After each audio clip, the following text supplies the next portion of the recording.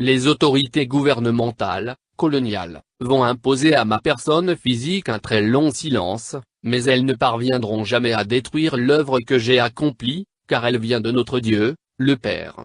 Certes, ma personne physique sera soumise à l'humiliation et à la souffrance, mais ma personne spirituelle se mettra au combat contre les injustices semées par les peuples du monde des ténèbres qui sont venus nous coloniser. Car j'ai été envoyé pour libérer les peuples du Congo et la race noire mondiale. L'homme noir deviendra blanc et l'homme blanc deviendra noir. Car les fondements spirituels et moraux, tels que nous les connaissons aujourd'hui, seront profondément ébranlés. Les guerres persisteront à travers le monde. Le Congo sera libre et l'Afrique aussi.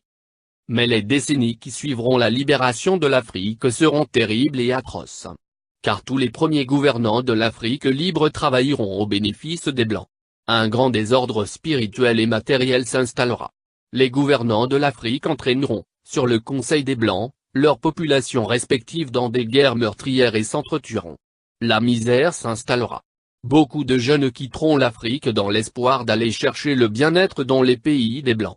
Ils parleront toutes les langues des Blancs. Parmi eux, beaucoup seront séduits par la vie matérielle des Blancs. Ainsi, ils deviendront la proie des Blancs.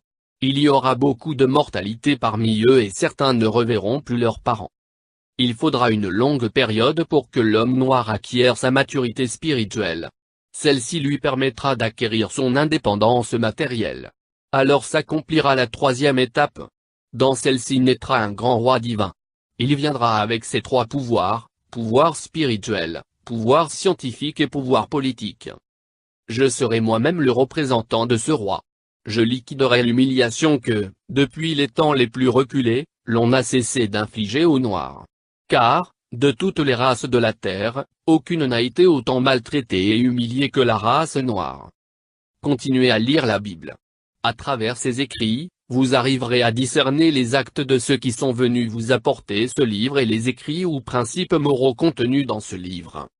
Il faut qu'un voleur soit saisi avec l'objet qu'il a volé. Nous aurons notre propre livre sacré, dans lequel sont écrites des choses cachées pour la race noire et le peuple du Congo. Un instructeur viendra avant mon retour pour écrire ce livre et préparer l'arrivée du roi. Il sera combattu par la génération de son temps, mais petit à petit, beaucoup de gens comprendront et suivront son enseignement. Car sans cet enseignant, qui préparera les peuples Congo? Car l'arrivée du roi sera très meurtrière et sans pardon.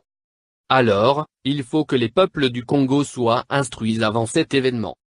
Vous ne savez pas encore ce que c'est qu'une guerre spirituelle. Quand les peuples Congo commenceront à se libérer, tout pays qui osera attaquer le Congo sera englouti sous les eaux. Vous ne connaissez pas encore la puissance de ceux qui sont envoyés par le Père Tout-Puissant.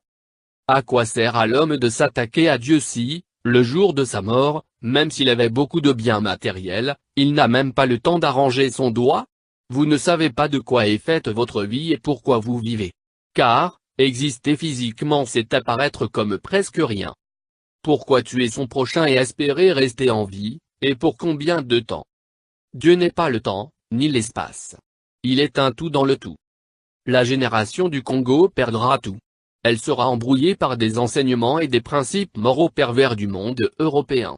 Elle ne connaîtra plus les principes maritaux de ses ancêtres. Elle ignorera sa langue maternelle.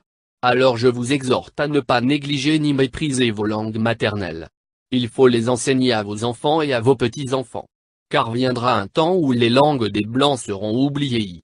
Dieu le Père a donné à chaque groupe humain une langue qui sert comme d'une alliance de communication.